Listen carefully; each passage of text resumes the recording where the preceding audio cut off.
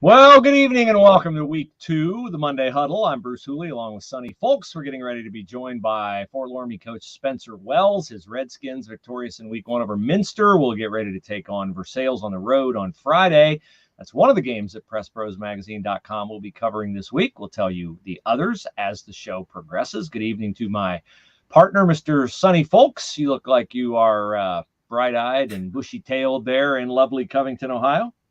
I look like I'm sitting here wondering when the Wi-Fi is going to go down. No. We're gonna have a good night of strong Wi-Fi and a lot of good football talk as we had a pretty good Week 1. I think it's still like hard for people to believe that football starts just a little few days past mid-August. Starts 1 week earlier this year than it did a year ago. But we're looking forward to a great year in our home area and also into Central Ohio, where we are now covering football in its third year in Central Ohio football, I guess, in its second year. And we haven't really gotten a clear picture yet, other than Pickerington North, of course, which is always the class of Central Ohio, as to who else might be good this year. New Albany surprised us with a 35-0 dominant win over Marysville on Friday night. And over in the home area, Sonny, I don't know that we got too many surprises. We thought Marion Local and Wapak would be a hard-hitting game. Wapak had pointed to, and that certainly was the kind of game you saw on Friday night.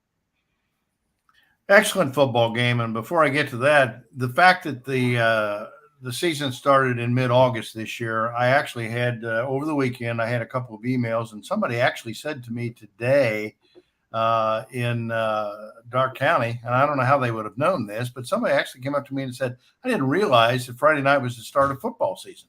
Mm-hmm. I don't know if that person doesn't take the local papers. I don't know if that person is not in tune with the local schedule of the school and what's going on. But, of course, the fact that a lot of people played football on Friday night and school didn't start until this week, right, I think had a lot of people figuring that football would start a week later than what it did. So our numbers were pretty good for readership over the weekend, but they weren't as good as I expected. And I think I know a reason why now. Nobody knew it was happening.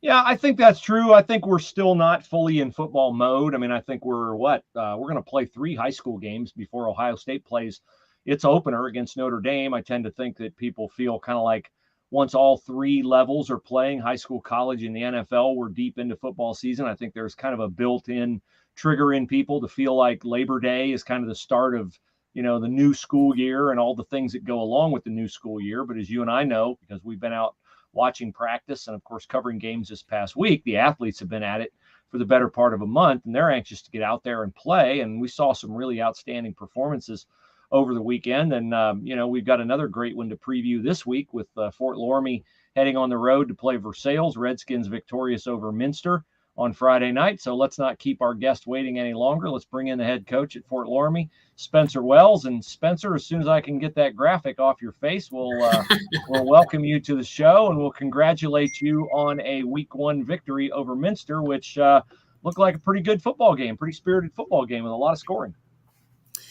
Yeah, it was. It was a really good Week 1 matchup, and it's a great rivalry with us in Minster, and one that our guys look forward to. There's no doubt about it. And it's always a great crowd. And to your point, it was a really good game. There was a lot of back and forth, and credit to them. They're a much improved football team, and we definitely had to earn that one. So it was good, though, to your point, to start off the season with a win. By the way to support the brand. You got the shirts, you got the hat. That's right. I mean, yeah, you've got it going on there. Hey, if I'm not wearing this, I got my Notre Dame stuff on. I don't have much of a wardrobe, so it's either Loramie or Notre Dame, and we can talk about that game if you guys want. I'm feeling pretty good about it, actually, but we'll see. Well, tell me about that. Let's get that out of the way. Tell me why you feel good. Is it because Marcus Freeman's in his first year, and you think he might have some surprises up his sleeve for Ohio State, or why do you think that might be Notre Dame? Yeah. I think I'm a big Marcus Freeman. I bought all in. I'm in on the bandwagon with that. And then I think the quarterback's going to surprise some people. I know I've got a lot of questions about Tyler Buckner and who their quarterback's going to be. And I think he's going to surprise. So I don't know if they're going to be able to pull it off, but I also don't think it's going to be one of those Notre Dame games that on prime time they get blown out again. I think that's over now that Brian Kelly's moved on. But that's just my 2 cents. So we'll see. Wow, we might have to put a little Coca-Cola on that, Spencer. Is that your alma mater? Is that why you're so Notre Dame heavy? I'm a BG alum, no, but I was my mom's side of the family. She's got 5 older brothers, and they're all diehard Notre Dame fans. And I didn't have much of a choice growing up. That was pretty much it. So, we'll see. Okay. You're forgetting, of course, how hard it is to buy Coca-Cola in Fort Loramie. Well, Pepsi would be my favorite, my beverage choice anyway. So that'll be no problem. Loramie's a Pepsi town. I'm a Pepsi guy. There you go. Yep. Spencer, let me ask you about Friday night, and that game is such a good barometer for those 2 teams, Minster and of course your team in Fort Loramie. And I know people have looked forward to that game for years. You handled them very successfully last year. Compare the 2 games last year to this year. That question very rarely ever gets answered. Even questions posed in post-game interviews. I think a lot of people would be interested, particularly from Minster and in fact from Fort Loramie. Well, last year it was really a pretty tight ball game, pretty far into the second quarter, where neither side was really having a lot of success on offense. I think it was a 7-0 game for quite some time. And then this year we came out hot out of the gate on offense. They came out pretty hot out of the gate on offense, and it was much more higher scoring than the previous year. But no, credit to them. I mean, they got a very nice quarterback. They've got some nice skill players. We definitely had to earn that one. And like I said, it was a really fun night. No, it went into the fourth quarter. They cut it to a 5-point game. And last year, early in our season, we lost 3 games by 4 total points. And, when it got to 5, we scored 3 plays later, and we found a way to earn the win. And I think that's something that we talked about afterwards that we can build on is, when it got to crunch time and it got tight, we responded right away. And so I was proud of our guys for that. And I think that's something that we can build on as we move on to a really tough schedule. Versailles is a great opponent this week, and we got a lot of them throughout the year. So it's going to be fun. So when you look out there, I want to talk to you about something a question I posed to a lot of coaches this summer. Given the fact that you have a couple of very good skill players and Caleb Maurer, your quarterback, and of course Logan Eilerman, I don't think he's a surprise to anybody, but I've asked so many coaches this year, and it seemed in particular this year, I hear it depends on tackle to tackle. I know you lost some people last year. Everybody graduates. You can't redshirt in high school. How are you tackle to tackle? We really feel good about our offensive line. I'll start there. I think there was some question marks maybe in the preseason. We've got one returning starter there, Calvin Hoying, but we moved him to a different tackle spot. So he doesn't have any experience at the spot that he's playing at. So we have 5 brand new starters there. And so we start at center with Roger Hoying, and then we've got Jason Siegel and Nate Berger at the guard spots. And then we actually have a sophomore, Lewis Hart, at one of the tackle spots opposite of Calvin Hoying, who's one of our senior leaders. So they're an inexperienced group, but we were able to rush for over 300 yards against Minster, put up close to 500 yards of offense. And I thought they did an excellent job of controlling the line of scrimmage. And then defensive line-wise, they definitely put up some points, and, they were able to throw it down the field a little bit. But run game-wise, we held pretty strong there. I thought from line of scrimmage on the defensive line as well, with Calder Bergman and Max Kottner and Damian Bruns, those guys did a really good job of not giving much ground and staying strong at the point of attack. So we're inexperienced on both lines. There's no doubt about it, but we're definitely excited about their potential, and they're coming together maybe a little quicker than we might have expected. Spencer Wells, the head coach at Fort Loramie, is our guest here on the Monday Huddle show, and they play at Versailles on Friday night. Spencer, I know last year was your first year as an independent, and I did not get to see your team last year, but I saw you in your regular season finale the year before. And what I remember is you started, I think every player on the team you started was a senior. Now, you might have done that because it was your last home game, but I think you lost a lot from that team in 2020. So maybe last year, is it fair to say last year was a year building toward this year? Not that it was a throwaway year, but a lot of guys got experience last year who hadn't the year before. And now maybe you're hoping to benefit from that experience this year. Yeah, Bruce, there's no doubt we have more returning this year than the previous season. I think we had 3 starters returning last year and really not many guys that were involved in the 2 deep. So there was a lot of inexperience. And then this year, we replaced a decent amount. We had a lot of our seniors that started last year, but we've got some key pieces back. Sonny mentioned Caleb Maurer, our quarterback, Logan Eilerman, some of our skilled players. Will Holland was our leading rusher out of the backfield. He's back as well. And so those guys, having them back, that's definitely a great nucleus to start from a skill standpoint. And then from a defensive perspective, Calvin Hoying was our leading tackler. He's back. Nate Berger, our other inside linebacker, he's back. So we got some key pieces on that side too, where we could build based around them. So it wasn't a total from scratch. So those guys have been impact players week 1. There's no doubt about it, and we're going to need them big time this week. When you scout Versailles, do you feel like, who are these guys? Like, I knew them last year. I knew them the last couple of years. I don't recognize any of these guys. Where's Carson Bay? Where's Jack Osborne? Where's Terrence Hyatt? That's right. Yeah, no, we're not going to miss those guys. That's for sure. No, they were a very special team last year. There's no doubt about it. And you know what? Yeah, it's a lot of the same names. And I see an Osborne listed on the starting lineup. It's a lot of the same names. And but they're a very solid football team. They definitely replace a lot. But when we watched film today with our guys, that was the message I really talked about. Was you're hard pressed to find a weak link. They're all very solid. They're all very well coached. They play really good team football, and it's going to be a dogfight. They're not going to beat themselves. They're a team that you put the film on and say, hey, they're disciplined, they're fundamentally sound, they play smart football, they're well coached. So we're going to have to go earn that win. They're not just going to give it to us. So it's going to be fun. Spencer, let me ask you, and I'm not being naive when I ask you this question. Uh-oh. Oh, the Wi-Fi. The internet gods did not want him to ask you that question, Spencer. That's his worst fear working from home is his internet will go out. So give me a little bit of a flavor of Versailles and what you saw on Friday night in terms of, Ryan Jones is a real creative coach. And I don't know if they're going to be the same kind of team they were a year ago. They last year during the regular season didn't run Carson Bay as much as they did in the playoffs, and that was really good to them in the playoffs. Did they run Michael Osborne a lot on Friday night in their win over Salina, or do you feel like you have a pretty good handle on what they're going to do?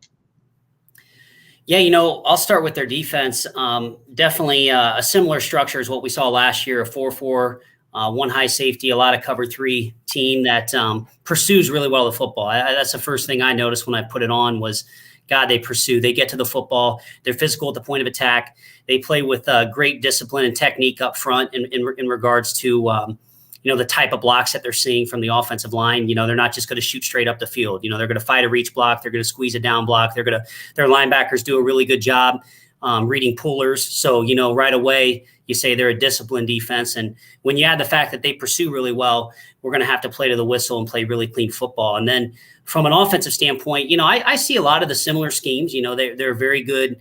They're very, very good with their counter scheme, their buck sweep schemes. They're going to run the football, and they've got a quarterback that can throw it around too. So it's not like they're one dimensional by any means, but they really are impressive with their run game. They throw a lot of variety at you with their run game. I think they do a lot of audibles at the line of scrimmage. You can tell Coach Jones, and they do a lot of check with me stuff where they want to see how you align and then maybe base their play call off of that. So that's another dynamic that you have to consider. But just a very, very solid football team, no weak links, and they're going to make you earn everything. So we're going to have a great week of practice and make sure that we're ready to play our best football. Nobody wants to lose in week 1, and you don't want to get too picky about how you win. A lot of our area teams won quite comfortably. You had to work for your win, and, they always say that you hopefully improve the most from week 1 to week 2. In terms of the way you were tested Friday night and what you got out of that, is that a pleasing way for you to get to 1-0? Yeah, anytime, win is not easy against solid teams as well, like Minster. So, yeah, we'll take the win. But there's definitely things, to your point, that we've got to get cleaned up. We know that our best football is still out there. So we just want to make sure that we're not making, the mistakes that we made in week 1, let's clean those up. Because, we talked about in the preseason, that hopefully week 15, there's still going to be things on film that we got to correct. There's always going to be things that we got to fix, but let's just make sure we're not fixing the same things and we're not talking about the same things. And so that'll be a big thing. And I know defensively, there's some things that we got to fix with our contain, make sure that we're tackling better, some things in coverage that we got to fix. And, offensively, we got to make sure that we're playing to the whistle and cleaning up some of our blocking angles and things like that. But, that's, like I said, we have to play our best football because they're not going to give us anything. What I wanted to ask you was, I'm not being naive when I say this, but how important is Friday night to you? Because every football team in week 2 needs a big shot of confidence going into their league schedule. You don't have a league schedule. In fact, you got a schedule you couldn't give me with a winning lottery ticket because you travel all over the state of Ohio. That's a tough challenge for your kids for the next 8 weeks. So Friday night, I'm sure you and your coaches have talked about glass half full, glass half empty. This game is really important to us for the sake of knowing who we are going forward. Yeah, I think also anytime you're playing a MAC team that's pretty local, we know in our division, that's kind of the measuring point right there. How well can you stack up with those MAC teams? So we took care of business week 1 in that regard. And we got another great opponent here from the MAC week 2. So I think that's right there. Whenever we have that challenge ahead of us, we know that we got to be on point and make sure we have a sharp week. But, we got a little motivation from last year. We didn't feel like that was our best football. We didn't play the game that we wanted to play. It kind of spiraled and got away from us. So, I think our guys, I have full confidence. I have no worries that they're going to be ready to go from that standpoint. We just have to be ready to go from a football technique and fundamental standpoint. If we can, I know with our leaders, go ahead, Sonny. Yep. Is there any greater motivation than playing the reigning state champions, especially, when it's family and friends and cousins, and because those people are so close, in terms of it's almost like Minster, almost like, Russia and some of the, because everybody knows everybody so well. Yeah, there's a lot of ties, no doubt, with Versailles and their community. And to your point, it's just how much fun is that? We get to measure ourselves up against a team that won it all last year, and I think that's obviously the goal of our program and where we want to get to. And we got an early shot at a team that just got it done. So, that definitely adds to it. There's no doubt. Well, Spencer, I hate to ask you this in case I missed some news at some point in time, but Sonny mentioned your independent status, and obviously your basketball team has been a longtime member of the Shelby County League, and Anna, is in the MAC as a football member, and Anna's in the Shelby County League in basketball. Like, what's the status of your football program going forward in terms of a league affiliation? Do you have one? Are you close to one? This would be a great place to tell us, by the way, if you have one. I wish I could tell you. Yeah, I wish there was something to say on that. But no, unfortunately for us, there really isn't much traction on that. We hope to as soon as we can, as soon as there's someone on the other end that's willing to take us, we're willing to jump in, I think. But that'll be interesting to see how that shakes out. And but unfortunately, there's really not. I get asked that question a lot, and there's just really not much to update on that end at this point. Well, we appreciate you coming on the show. I don't know if Sonny's got anything for you, but we're looking forward to Friday night and covering that and treating our readers to our coverage late Friday night or Saturday morning. No, hey, guys. I was just going to say. Go ahead, Sonny. Yep, sorry. I'm just going to say I'm looking very forward to seeing you Friday night. That's one of our coverage games on Press Pros. And, we did that game last. I agree with you. I don't think you had your best night. I thought you had a pretty good second half in that game, got off to a bad start. And I'm looking forward again to just the atmosphere and the two crowds. It's a great culture to play in. And I think, just like I said last week about the Marion-Wapakoneta game being maybe the most compelling game in the area, your game Friday night is going to be one of the real compelling games in the area. And there are some really good ones, too. When you talk about Coldwater and Bell Fountain, and you talk about Milton Union and Valley View and something, your game is right up there. I can't wait to see it. Well, no, I would agree with you. There's no doubt. And I appreciate your coverage. And, it's a very neat place to play. I grew up playing in the MAC, and going to play at Whole Field, that was always one of those that was a really unique and a fun place to play. So it's going to be a fun atmosphere. And we appreciate your coverage, and hopefully we can go get her done and start off 2-0. Well, we always appreciate you being with us, young man. You're one of the best, and you've done a great job there. And I know you got everybody excited. We're excited. So let's get her done Friday night. Yep. Appreciate you guys. Thank you very much. Thank you, Spencer. Thank you. Have a good evening. Yep. Take care.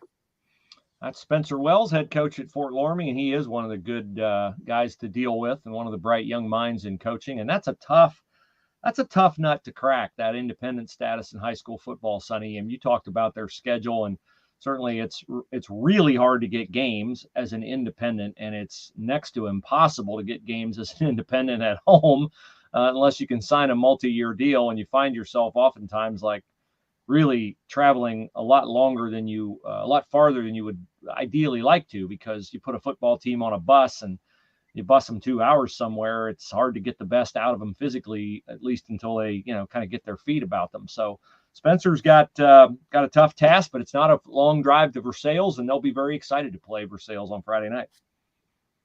Well, to your point about that independent schedule they have, Loramie's good enough that reputation-wise, the people that you can get across the state are really good teams in their own right that want to test themselves, a.k.a. Lucas.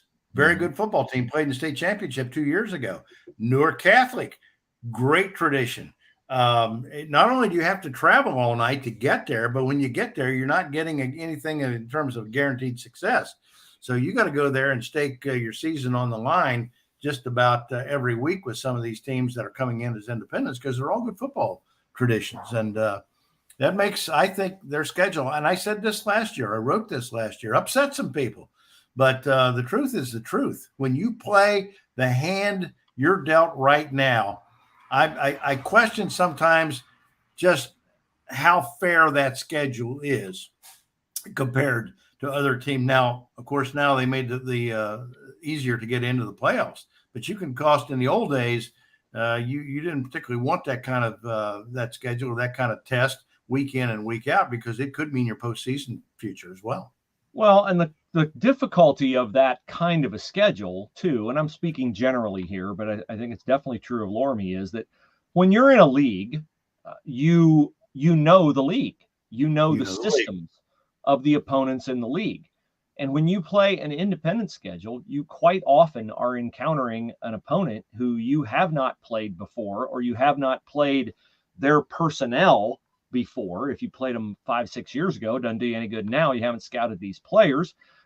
There are arrangements among league members to trade film and to, scouting materials and things like that. You have common friends in the profession who you may know who can give you a little tip here or there with teams.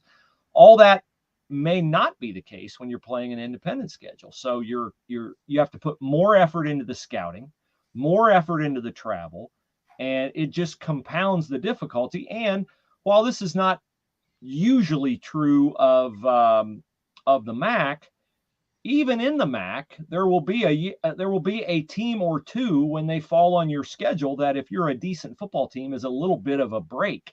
And if you have some guys who are injured, you can maybe rest them, or you don't have to necessarily be at your best that week to win a football game. And that's not going to always be true when you're playing an independent schedule, because teams, as you said, they know Loramie, they know they're a school with tons of success. Just look at the sign outside the school with all the state championships on it and all the different sports. So they want to test them. But the problem is, if they want to test you, they're usually pretty good. And you're not going to catch those breathers like you do in your league. So it's really something that you have to talk about to really understand the difficulty that a Spencer Wells and Loramie faces being an independent. And that's part of the fair part of it, because, the injuries are part of this game. The unforeseen is part of this game. And I don't care. Coaches have told me before, it doesn't matter to them. But I know that's not true. To 16, 17-year-old kids, the fear of the unknown is one of the hardest things to get over when you're playing an opponent, as you say, you're unfamiliar with. You don't know what Lucas is compared to what Marion Local is, or what Minster is, or Versailles this Friday night. You know those teams. You know the kids there. They're your family and friends, like I said before. The fear of the unknown or the intimidation of the unknown is one of the hardest things to get over, and that's what makes the playoffs so special, because you're playing people from the other end of the state that the only thing you know about them is what you see on film. And that's not always, as you know, the best picture of an opponent.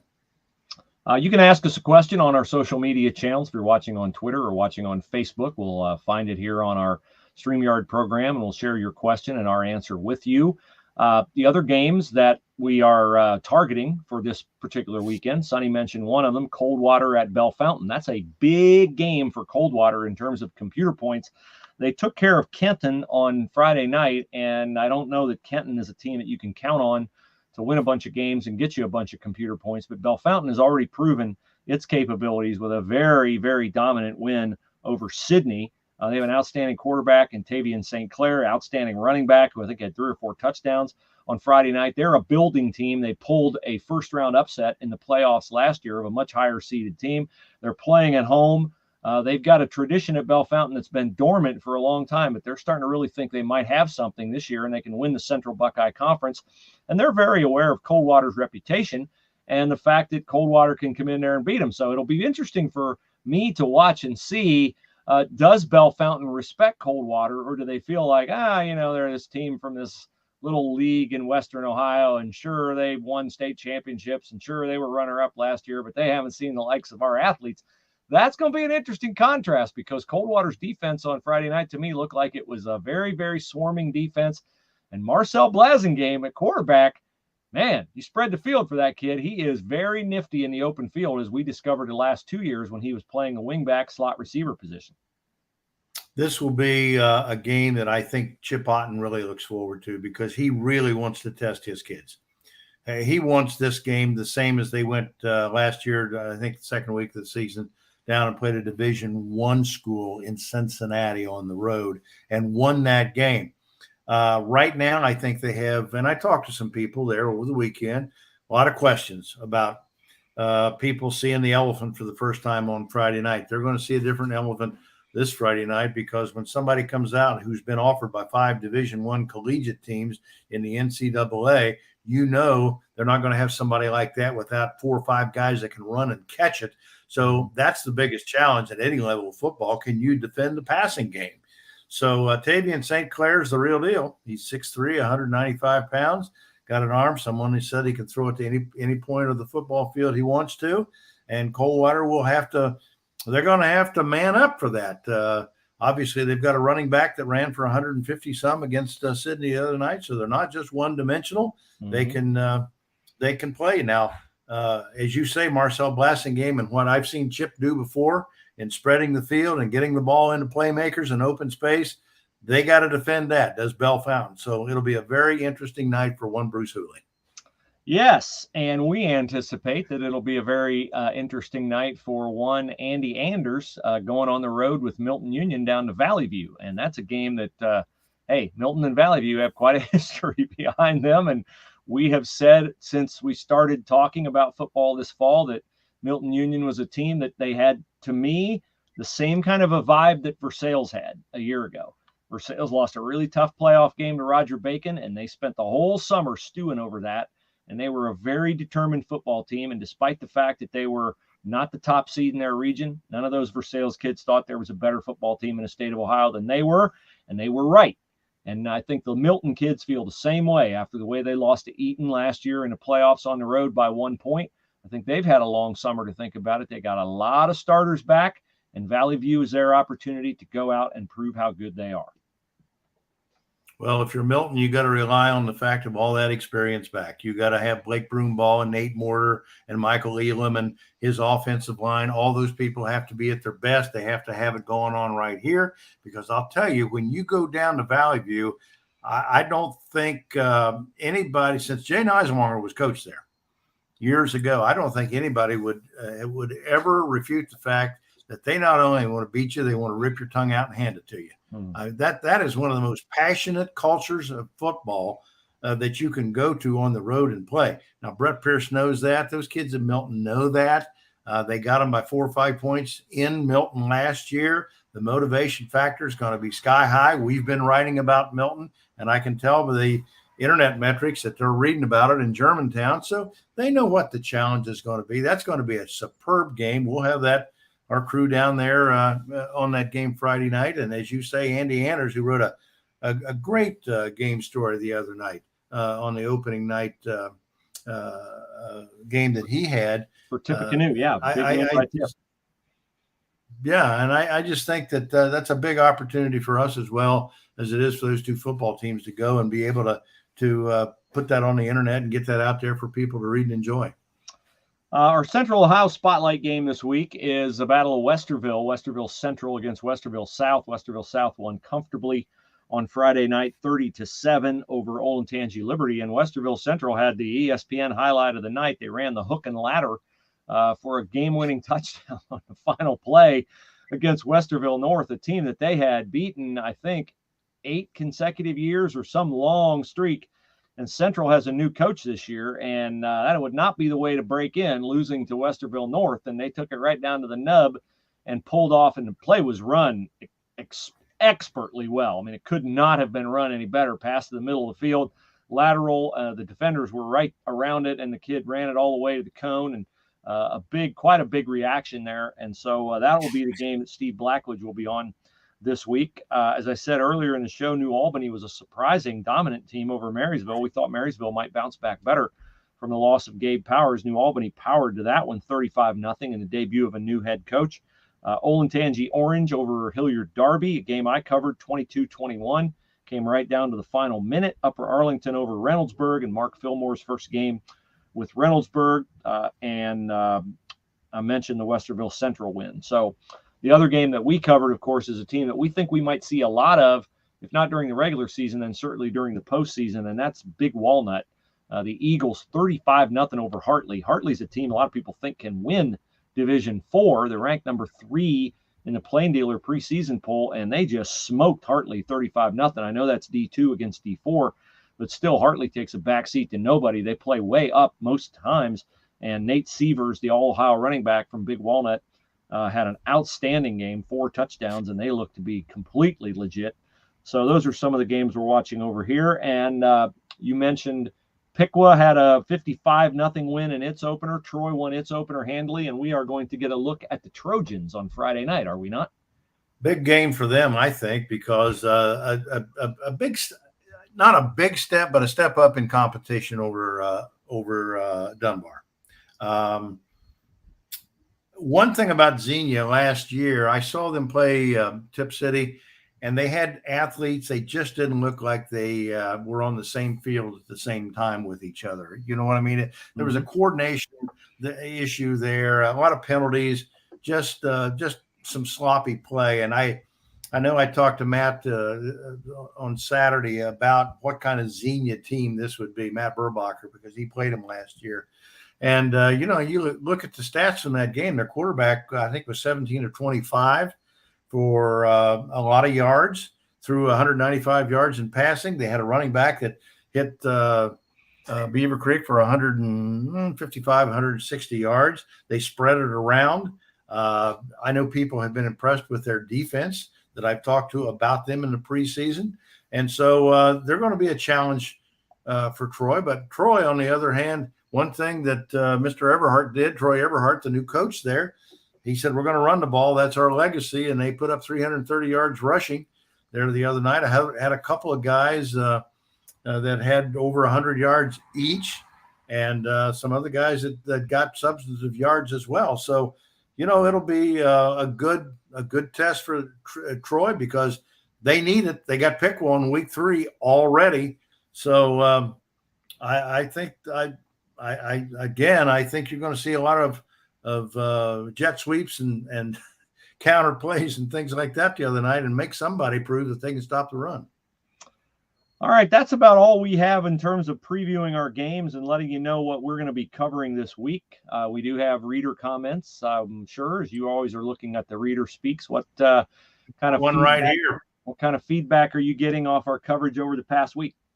Well, before we get to that, let me. I have a text here from a young man named Mark Hessen who reads us, and he said, "I enjoy your coverage, but I want to know how you guys choose the games you're going to cover on Friday night." Mark, we've been asked this before, and one, it's got to be a good football game, got to be a compelling football game.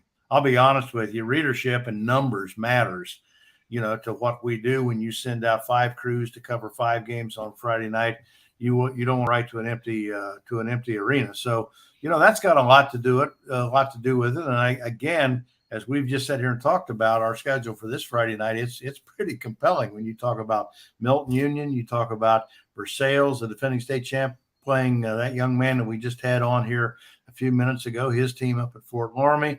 You talk about Troy. They're going to have a challenge. Bell Fountain and Coldwater is going to be a great game. And, of course, as the game that we talked about in Central Ohio will be interesting as well. So it's all about readership. It's all about quality of game and potential audience. That's how we choose about where we're going to go on a given Friday night. I know before somebody says, well, you go to the MAC every Friday night. Well, why wouldn't you? Yeah. Because there is no such thing as a non-compelling game in the Midwest Athletic Conference.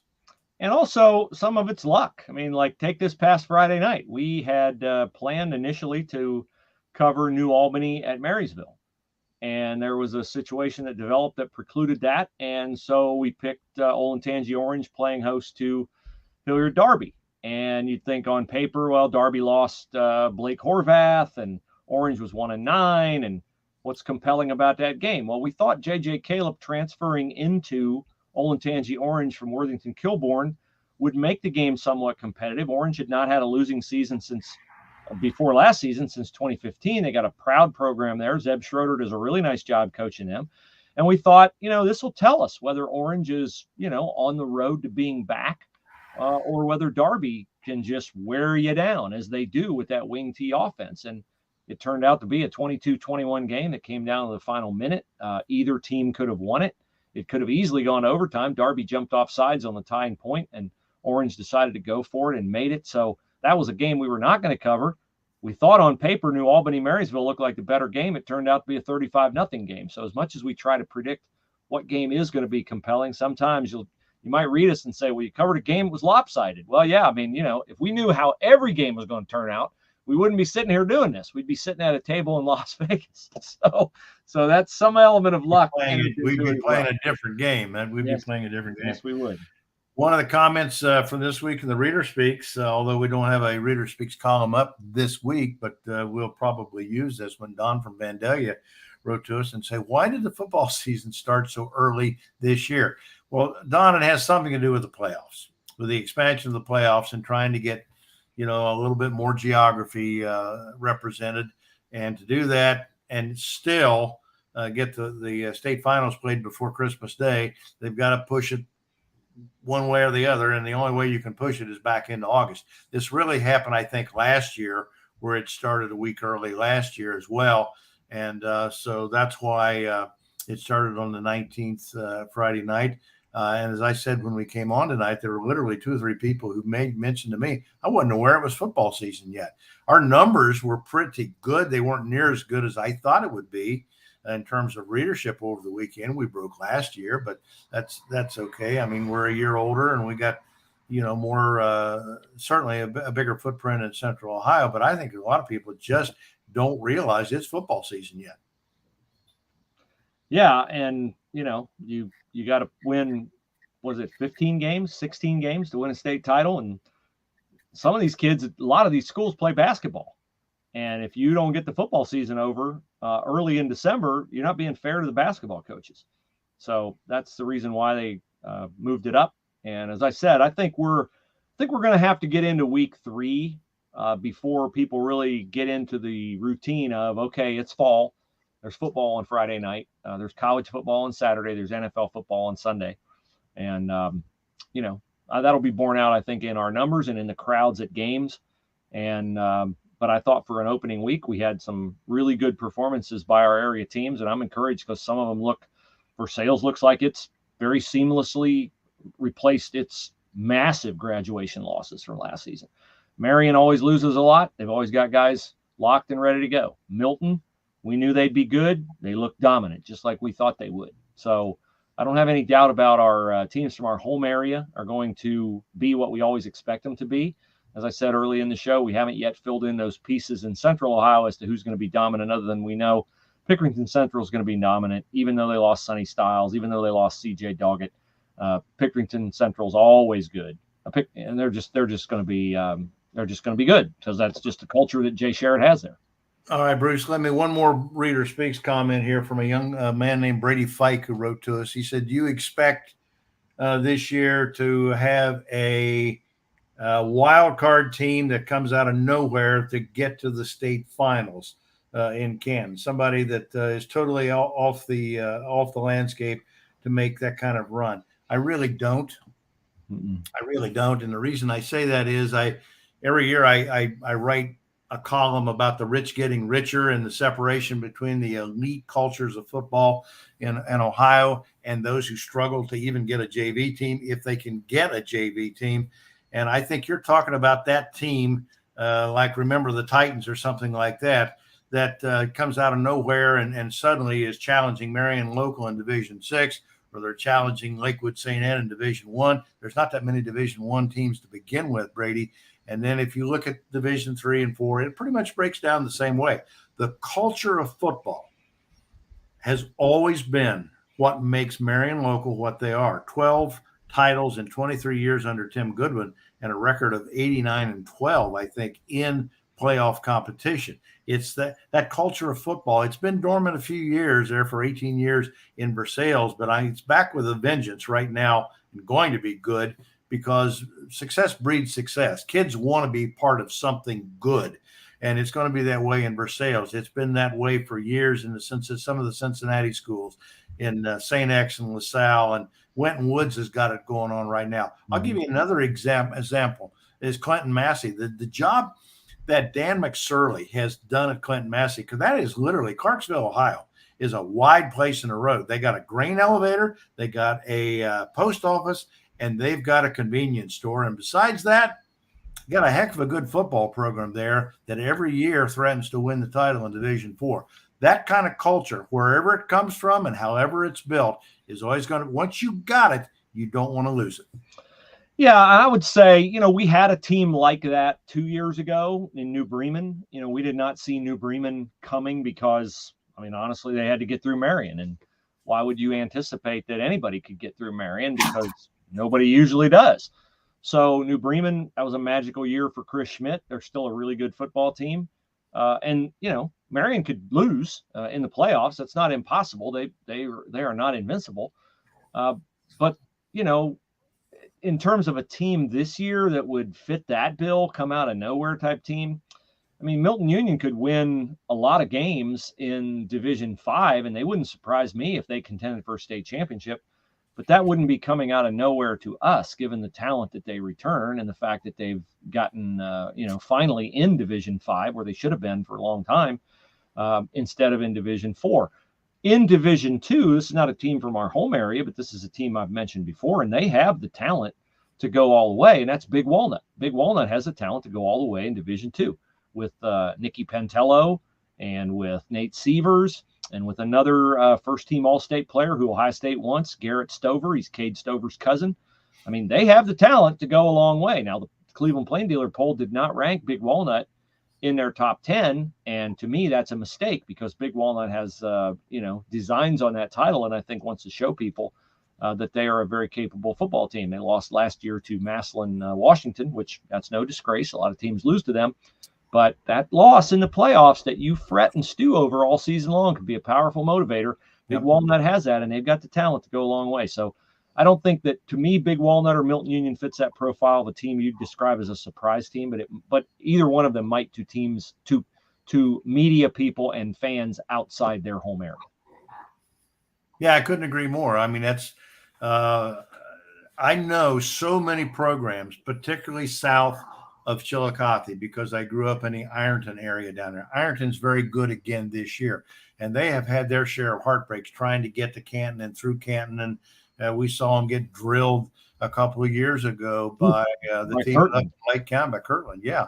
And that was a good Ironton team. They think they may have the best team they've ever had at Ironton this year, even without a Reed Carrico on the team. So, they beat Wheelersburg up pretty bad the other night. They got a big contest with Jackson High School, who's a very formidable opponent down in Jackson County this week. So again, but Ironton, would be is certainly no surprise. Would they be a dark horse? Yeah, I don't know what you call a dark horse. Not a team with that tradition. Not a team with that team with that tradition, because they've been there many, many, many times. I think they've only won 2 or 3 times, but they've been there like 10 times. So, those are the kind of teams that are a pleasant surprise because they've worked so hard and they've been through so much. And if they get there and win it, that's a really good story, because even if you have won it before, Ironton has gone through some down times since they last won one, and they've come back from it, and they've come back in a big way. So that in and of itself is a good story. Yeah, there's also, I think, Cleveland Glenville might be D2. Glenville is a team like you describe Ironton, although everybody's heard of Ironton because they have won state championships.